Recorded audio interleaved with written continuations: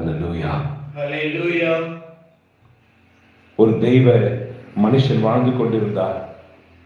அவர் தேவனையும் துதிப்பார், மறைமுக வாழ்க்கையில் பாவமும் செய்து கொண்டிருந்தார்.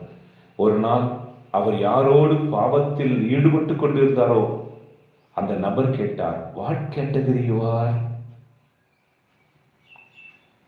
What category you belong? Because those people marry, those people do not marry, but you are saying I won't marry, but you are doing all the things the people who do in the married life you are doing.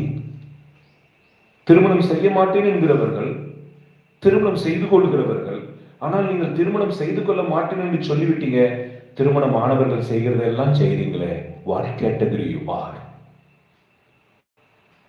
இயேசுவை அறியாதவர்கள் அதை செய்கிறார்கள், அவர்களுக்கு தெரியாது.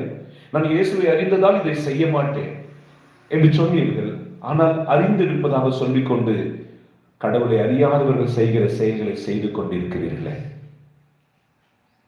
அப்ப நம்ம எதுக்கு வாழ்க்கையை ஒப்பு கொடுக்கணும்?